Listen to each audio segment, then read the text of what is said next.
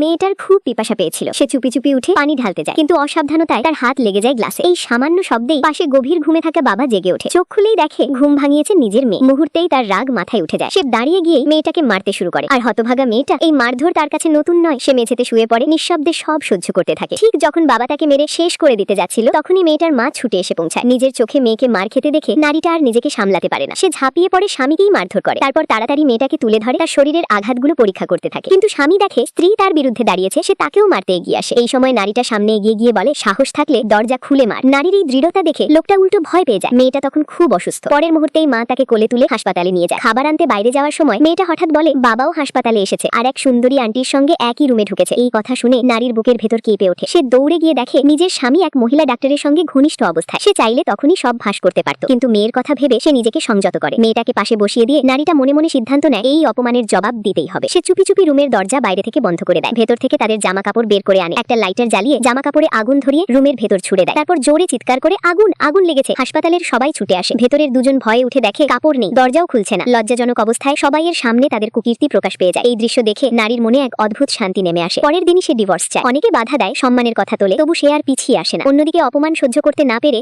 সেই মহিলা ডাক্তার প্রতিশোধ নিতে চায়। সে চুপি চুপি কারখানায় ঢুকে এক টুকরো কাপড় নিয়ে নারীর লকারে ঢুকিয়ে দেয়, তাকে চোর প্রমাণ করার জন্য। কিন্তু সে জানতো না এই নারী একজন দক্ষ কর্মী। সে সারা দিন ওয়ার্কশপ ছাড়েনি। মুহূর্তেই সত্য সামনে চলে আসে। যারা এতক্ষণ দোষ দিচ্ছিল তারা চুপ হয়ে যায়। আর সেই দিনই সবাই বুঝে যায় এই নারী দুর্বল নয়, সে একজন মা যে নিজের সম্মান আর সন্তানের ভবিষ্যৎ নিজের হাতে তুলে নিতে জানে।